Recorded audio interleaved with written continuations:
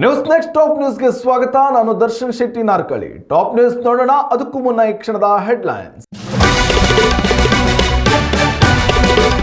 ಕೇಂದ್ರ ನಿಯೋಗದ ಮನವೊಲಿಕೆಗೆ ಮಣಿದ ಸೋನಂ ವಾಂಗ್ಚುಕ್.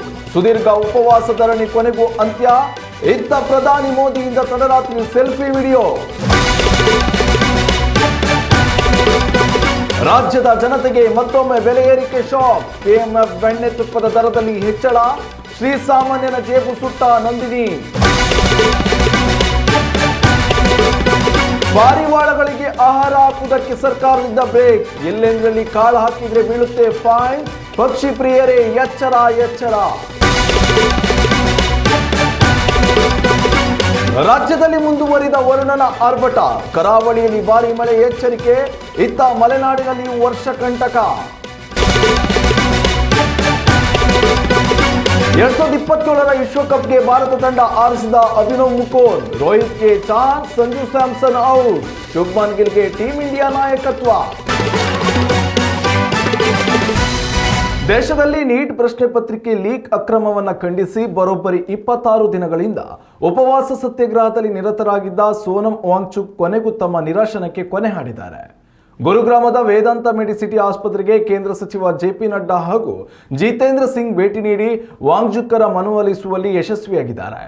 ಇನ್ನು ಇತ್ತ ಪ್ರಧಾನಿ ಮೋದಿ ನೀಟ್ ಪರೀಕ್ಷೆ ಸೋರಿಕೆ ವಿಚಾರವಾಗಿ 3 ನಿಮಿಷಗಳ ಸೆಲ್ಫಿ ವಿಡಿಯೋವನ್ನು ತಡರಾತ್ರಿ ರಿಲೀಸ್ ಮಾಡಿದ್ದಾರೆ. ಯುವಕರ ಭವಿಷ್ಯದ ಎದುರು ಬೇರೆ ಏನಿಲ್ಲ. ಪ್ರಶ್ನೆ ಪತ್ರಿಕೆ ಸೋರಿಕೆ ಮಾಡಿದವರಿಗೆ ಶೀಘ್ರದಲ್ಲಿಯೇ ಕಠಿಣ ಶಿಕ್ಷೆ ಆಗಬೇಕು ಎಂದು ಶೀಘ್ರಗತಿ ನ್ಯಾಯಾಲಯ ಸ್ಥಾಪನೆ ಮಾಡಲಿದ್ದೇವೆ ಎಂದು ಬೆಳಗ್ಗೆ ಟ್ವೀಟ್ ಮಾಡಿದ್ರು. ಇದಾದ ಬಳಿಕ 2.56 ನಿಮಿಷಗಳ ವಿಡಿಯೋ ರಿಲೀಸ್ ಮಾಡಿರುವ ಪ್ರಧಾನಿ ಮೋದಿ ಪ್ರಶ್ನೆ ಪತ್ರಿಕೆ ಲೀಕ್ ವಿಚಾರದಲ್ಲಿ ಶುಕ್ರವಾರ ಕೇಂದ್ರ ಸಚಿವ ಸಂಪುಟ ಸಭೆಯಲ್ಲಿ ಕಠಿಣ ನಿರ್ಧಾರ ಕೈಗೊಳ್ಳಲಿದ್ದೇವೆ. ಮುಂದಿನ ವಾರವೇ ಮಸೂದೆ ಪಾಸ್ ಆಗುವಂತೆ ನೋಡಿಕೊಳ್ಳುತ್ತೇವೆ ಎಂದು ಭರವಸೆ ನೀಡಿದ್ದೇವೆ.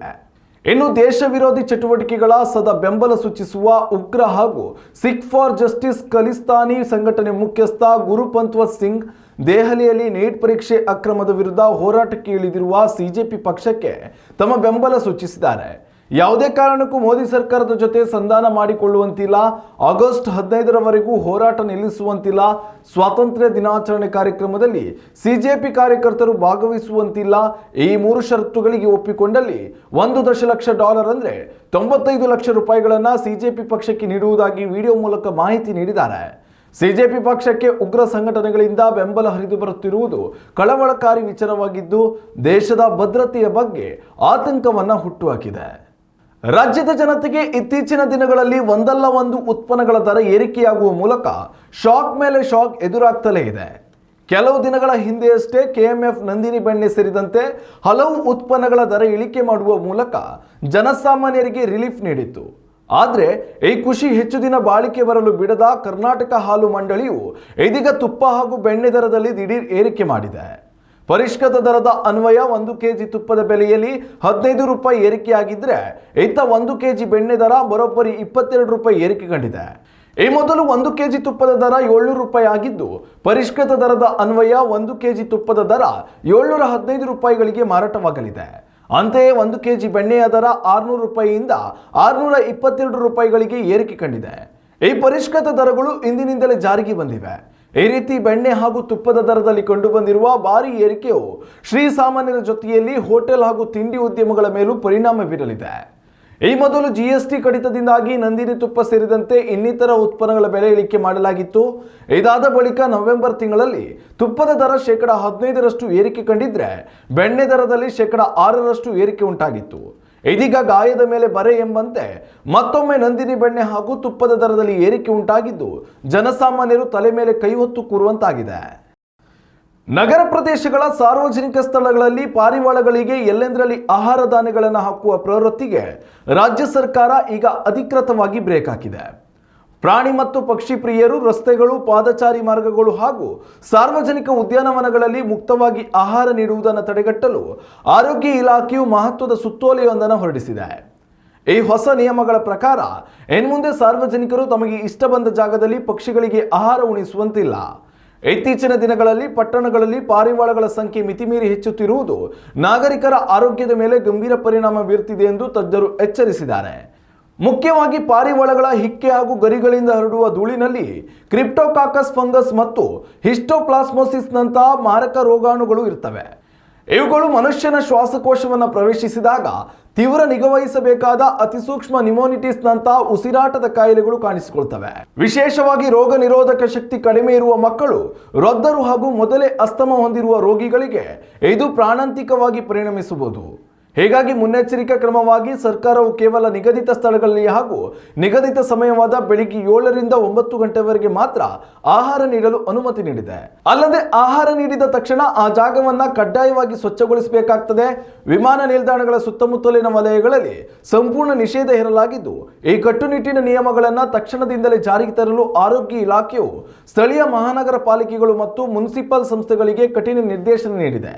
ಸಾರ್ವಜನಿಕರು ಈ ಶಿಸ್ತು ಕ್ರಮಗಳನ್ನು ಪಾಲಿಸುವ ಮೂಲಕ ನಗರದ ಸ್ವಚ್ಛತೆ ಹಾಗೂ ಸಮುದಾಯದ ಆರೋಗ್ಯ ರಕ್ಷಣೆಗೆ ಸಹಕರಿಸಬೇಕೆಂದು ಪಾಲಿಕೆಗಳು ಮನವಿ ಮಾಡಿದೆ. ಉತ್ತಮ ಸಂಸ್ಕಾರಯುತ ಶಿಕ್ಷಣದೊಂದಿಗೆ VSS English medium CBSE school Udupi Muddur.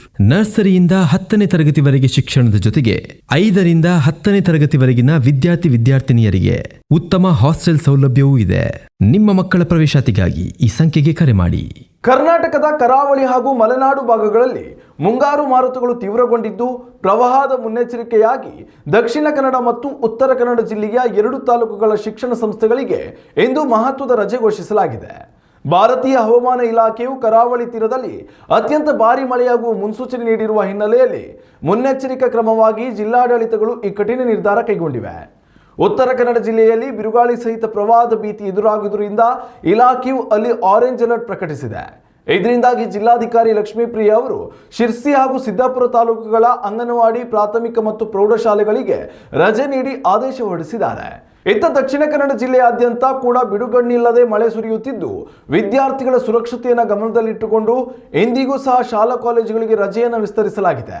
ಕರಾವಳಿ ವಲಯದ ನದಿಗಳ ನೀರಿನ ಮಟ್ಟ ಕ್ರಮೇಣ ಏರಿಕೆಯಾಗುತ್ತಿರುವುದರಿಂದ ಕಡಲ ತೀರ ಹಾಗೂ ತಗ್ಗು ಪ್ರದೇಶದ ಜನರಿಗೆ ಸುರಕ್ಷಿತ ಸ್ಥಳಗಳಿಗೆ ತೆರಳಲು ಸೂಚಿಸಲಾಗಿದೆ.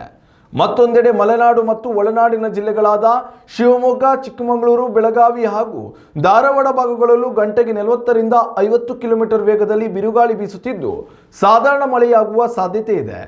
ರಾಜಧಾನಿ ಬೆಂಗಳೂರಿನಲ್ಲಿಯೂ ಮೋಡ ಕವಿದ ವಾತಾವರಣದೊಂದಿಗೆ ಜಿಟಿ ಮಳೆ ಮುಂದುವರಿಯಲಿದೆ. ಕಳೆದ 24 ಗಂಟೆಗಳಲ್ಲಿ ಉಡುಪಿಯ ಬ್ರಹ್ಮಾವರ ಹಾಗೂ ದಕ್ಷಿಣ ಕನ್ನಡ ಜಿಲ್ಲೆಯ ಉಪ್ಪಿನಂಗಡಿಯಲ್ಲಿ ಗರಿಷ್ಠ 7 ಸೆಂಟಿಮೀಟರ್ ಮಳೆ ದಾಖಲಾಗಿದೆ. ಮುಂಬರುವ ದಿನಗಳಲ್ಲಿ ಕಡಲಿನಲ್ಲಿ ಅಲೆಗಳ ಆರ್ಭಟ ಹೆಚ್ಚಾಗುವುದರಿಂದ ಮೀನುಗಾರರು ಸಮುದ್ರಕ್ಕೆ ಇಳಿಯದಂತೆ ಕಟ್ಟುನಿಟ್ಟಿನ ಎಚ್ಚರಿಕೆ ನೀಡಲಾಗಿದೆ. ಸಾರ್ವಜನಿಕರು ತುರ್ತು ಪರಿಸ್ಥಿತಿಯಲ್ಲಿ ಸಹಾಯವಾಣಿಯನ್ನು ಸಂಪರ್ಕಿಸಲು ಕೋರಲಾಗಿದೆ. ಮುಂಬರುವ 2027ರ ಐಸಿಸಿ ಏಕದಿನ ವಿಶ್ವಕಪ್ ಟೂರ್ನಿಗೆ ಭಾರತದ ಮಾಜಿ ಆರಂಭಿಕ ಆಟಗಾರ ಅಭಿನವ್ ಮುಕುಂದ್ ಅವರು ತಮ್ಮ ಆಯ್ಕೆಯ 15 ಸದಸ್ಯರ ಬಲಿಷ್ಠ ಭಾರತ ತಂಡವನ್ನು ಪ್ರಕಟಿಸಿದ್ದಾರೆ. ಇತ್ತೀಚೆಗೆ ESPN ಕ್ರಿಕ್ ಇನ್ಫೋ ಯೂಟ್ಯೂಬ್ ಚಾನೆಲ್ನಲ್ಲಿ ಮಾತನಾಡಿದ ಅವರು, ಅನುಭವ ಮತ್ತು ಯುವ ಆಟಗಾರರ ಸಮತೋಲನ ಹೊಂದಿರುವ ಕುತೂಹಲಕಾರಿ ತಂಡವನ್ನು ಮುನ್ನೆಲೆಗೆ ತಂದಿದ್ದಾರೆ. ಈ ಸಂಭಾವ್ಯ ಪಟ್ಟಿಯಲ್ಲಿ ಮುಕುಂದ್ ಅವರು ಹಿರಿಯ ಆಟಗಾರ ರೋಹಿತ್ ಶರ್ಮಾ ಅವರ ಮೇಲಿಟ್ಟಿರುವ ನಂಬಿಕೆಯನ್ನು ಮುಂದುವರಿಸಿದ್ದಾರೆ. ರೋಹಿತ್ ಅವರ ಏಕದಿನ ಕ್ರಿಕೆಟ್ ಭವಿಷ್ಯದ ಬಗ್ಗೆ ಹಲವು ಚರ್ಚೆಗಳು ನಡೆಯುತ್ತಿದ್ದರೂ ಕೂಡ ಮುಕುಂದ್ ತಮ್ಮ ತಂಡದಲ್ಲಿ ಅವರಿಗೆ ಸ್ಥಾನ ನೀಡಿದ್ದಾರೆ. ಆದರೆ ಇತ್ತೀಚಿನ ದಿನಗಳಲ್ಲಿ ಗಮನಾರ್ಹ ಪ್ರದರ್ಶನ ನೀಡುತ್ತಿರುವ wicket keeper batter Sanju Samson, ಯುವ ಆಟಗಾರರಾದ ತಿಲಕ್ ವರ್ಮಾ ಮತ್ತು ಯಶಸ್ವಿ ಜೈಸ್ವಾಲ್ ಅವರಿಗೆ ಮುಕುಂದ್ ತಂಡದಲ್ಲಿ ಜಾಗ ನೀಡದೆ ಅಚ್ಚರಿ ಮೂಡಿಸಿದ್ದಾರೆ. ಅಭಿನವ್ ಮುಕುಂದ್ ಆರಿಸಿರುವ ಈ ತಂಡಕ್ಕೆ ಯುವ ಬ್ಯಾಟರ್ ಶುಭ್ಮನ್ ಗಿಲ್ ಅವರನ್ನ ನಾಯಕನನ್ನಾಗಿ ಆಯ್ಕೆ ಮಾಡಲಾಗಿದೆ. ಇನ್ನುಳಿದಂತೆ ಬ್ಯಾಟಿಂಗ್ ವಿಭಾಗದಲ್ಲಿ ಸ್ಟಾರ್ ಆಟಗಾರರಾದ ವಿರಾಟ್ ಕೊಹ್ಲಿ ಮತ್ತು ಶ್ರೇಯಸ್ ಅಯ್ಯರ್ ಮಧ್ಯಮ ಕ್ರಮಾಂಕಕ್ಕೆ ಬಲ ತುಂಬಲಿದ್ದಾರೆ. ವಿಕೆಟ್ ಕೀಪರ್ಗಳಾಗಿ KL ರಾಹುಲ್ ಹಾಗೂ ಇಶಾನ್ ಕಿಶನ್ ತಂಡದಲ್ಲಿದ್ದಾರೆ. ಆಲ್ರೌಂಡರ್ಗಳಾಗಿ ಹಾರ್ದಿಕ್ ಪಾಂಡ್ಯ, ಅಕ್ಷರ್ ಪಟೇಲ್ ಮತ್ತು ವಾಷಿಂಗ್ಟನ್ ಸುಂದರ್ ಸ್ಥಾನ ಪಡೆದಿದ್ದಾರೆ. ಏಕೈಕ ಪ್ರಮುಖ ಸ್ಪಿನ್ನರ್ ಆಗಿ ಕುಲ್ದೀಪ್ ಯಾದವ್ ಆಯ್ಕೆಯಾಗಿದ್ದಾರೆ. ಮುಕುಂದ್ ಅವರ ತಂಡದ ವೇಗದ ಬೌಲಿಂಗ್ ವಿಭಾಗವು ಸಾಕಷ್ಟು ಬಲಿಷ್ಠವಾಗಿದ್ದು, ಅನುಭವಿಗಳಾದ ಜಸ್ಪ್ರೀತ್ ಬುಮ್ರಾ ಮತ್ತು ಮೊಹಮ್ಮದ್ ಸಿರಾಜ್ ಈಗ ಈ ವಿಭಾಗವನ್ನು ಮುನ್ನಡೆಸಲಿದ್ದಾರೆ. ಇವರೊಂದಿಗೆ ಪ್ರಸಿದ್ಧ ಕೃಷ್ಣ, ಹರ್ಷಿತ್ ರಾಣಾ ಮತ್ತು ಗರ್ನೂರ್ ಬ್ರಾರ್ ಬ್ಯಾಕಪ್ ವೇಗಿಗಳಾಗಿ ತಂಡದಲ್ಲಿದ್ದಾರೆ. ಸದ್ಯ ಐಸಿಸಿ ಏಕದಿನ ಬ್ಯಾಟಿಂಗ್ ಶ್ರೇಯಾಂಕದಲ್ಲಿ ಗಿಲ್, ಕೊಹ್ಲಿ ಮತ್ತು ರೋಹಿತ್ ಅಗ್ರ 5ರಲ್ಲಿದ್ದು, ಭಾರತೀಯ ಕ್ರಿಕೆಟ್ನ ಬಲಿಷ್ಠ ಬ್ಯಾಟಿಂಗ್ ಶಕ್ತಿಯನ್ನ ಇದು ಪ್ರದರ್ಶಿಸುತ್ತದೆ. ಇನ್ನಷ್ಟು ತಾಜಾ ಸುದ್ದಿಗಳಿಗಾಗಿ ನೋಡ್ತಾ ಇರಿ ನ್ಯೂಸ್ ನೆಕ್ಸ್ಟ್. ಇದು ವರ್ತಮಾನದ ಕೈಗನ್ನಡಿ. ಉತ್ತಮ ಸಂಸ್ಕಾರಯುತ ಶಿಕ್ಷಣದೊಂದಿಗೆ VSS English medium CBSE school Udupi Muddur. ನರ್ಸರಿಯಿಂದ 10ನೇ ತರಗತಿವರೆಗೆ ಶಿಕ್ಷಣದ ಜೊತೆಗೆ 5ರಿಂದ 10ನೇ ತರಗತಿವರೆಗಿನ ವಿದ್ಯಾರ್ಥಿನಿಯರಿಗೆ ಉತ್ತಮ ಹಾಸ್ಟೆಲ್ ಸೌಲಭ್ಯವೂ ಇದೆ. ನಿಮ್ಮ ಮಕ್ಕಳ ಪ್ರವೇಶಾತಿಗಾಗಿ ಈ ಸಂಖ್ಯೆಗೆ ಕರೆ ಮಾಡಿ.